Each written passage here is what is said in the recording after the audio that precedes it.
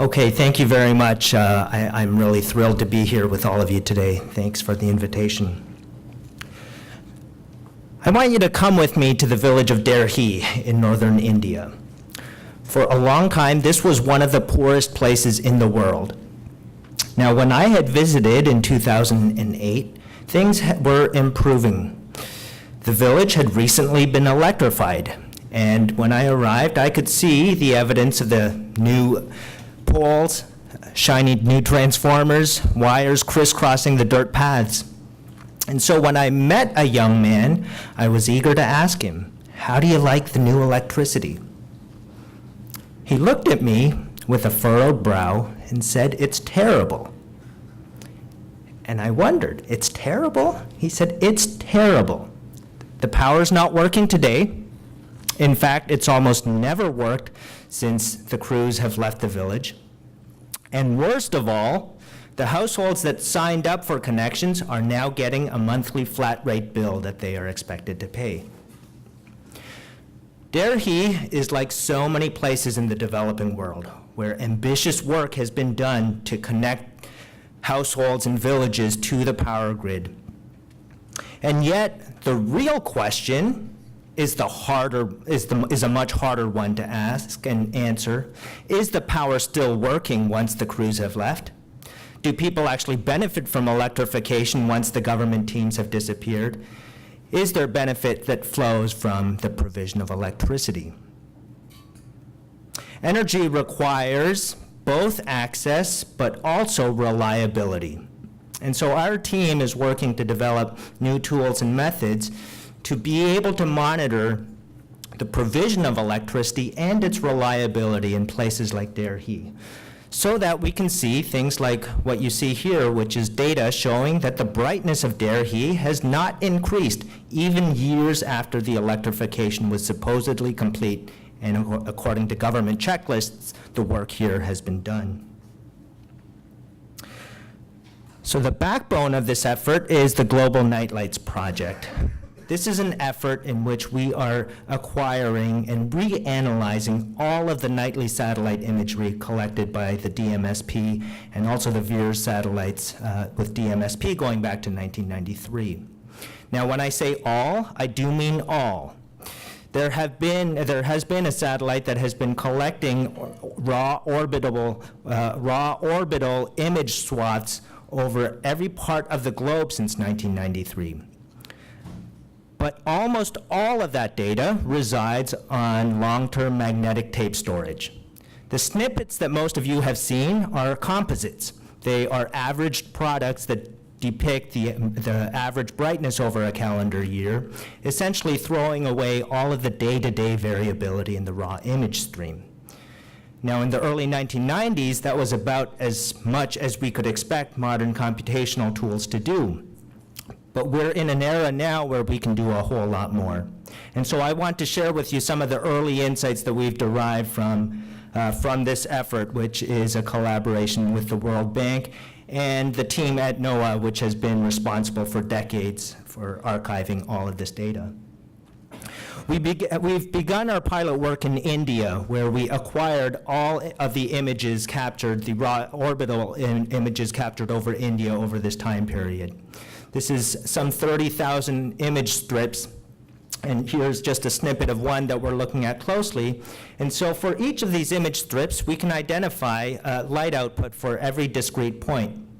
We are interested not just in the pixels per se, but the specific data over known locations. And so there is Berkeley, the village that we're interested in. And for every village coordinate, we can stack all of the images collected across this time series and extract the level of light output. Now, when you do that, you get, as you might expect, a very noisy data stream, because there are nights in which there's cloud cover, there's solar glare, there's other atmospheric disturbances. So you have many sources of known noise, and you also have sources of unexpected noise as well.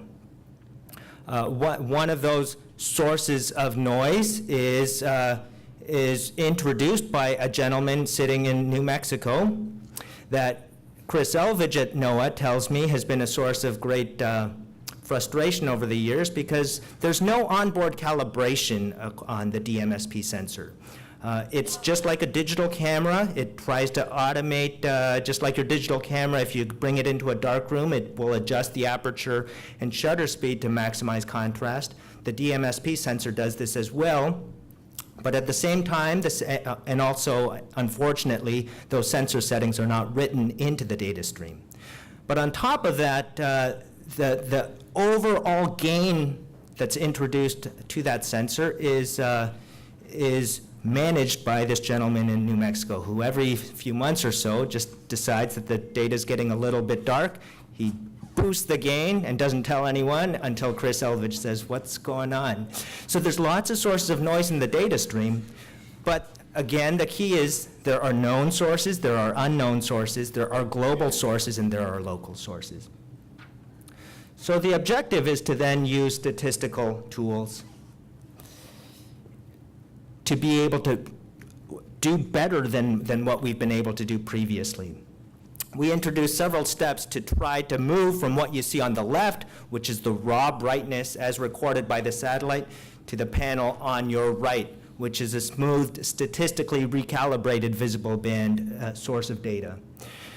There are data quality filters in which some of the worst data pixels need to be thrown out, but a lot of additional statistical processing that can remove background noise, or that we use to remove background noise.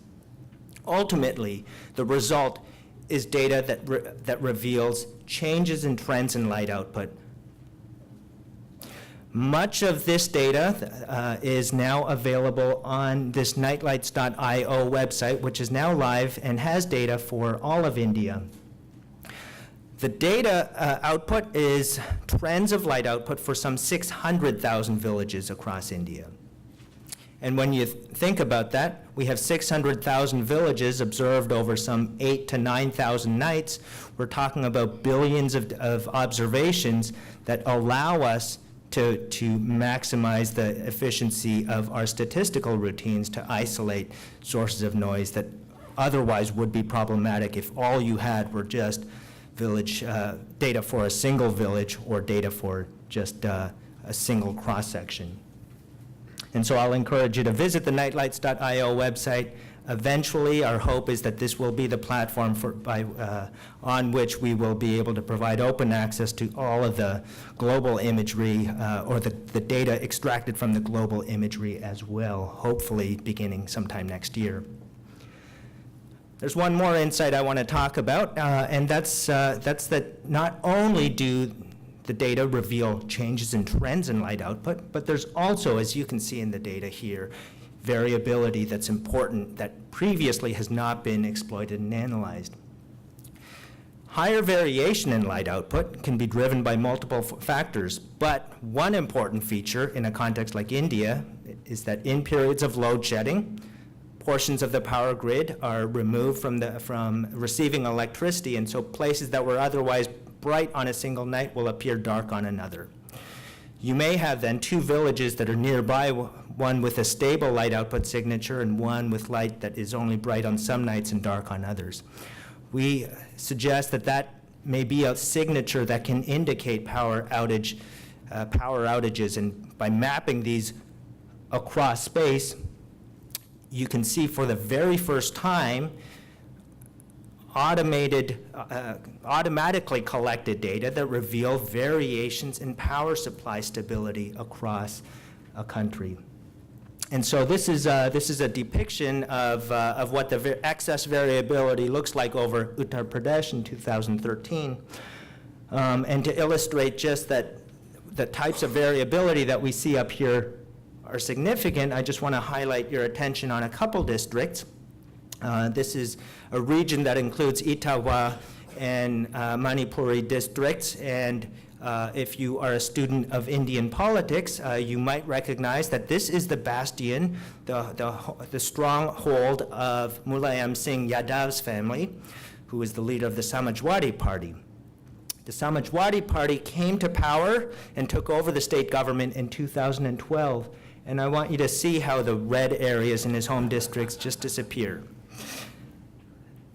Control over the power supply is one of the most valuable sources of influence exercised by many governments across the developing world. For a long time, stories like this were only read about in newspapers and in media reports. But for the first time, we're developing tools and methods to be able to focus on areas in which there are supply problems, both in access and in reliability, all opened up by the great kind of new innovations and exciting work that this community is working on. So thank you.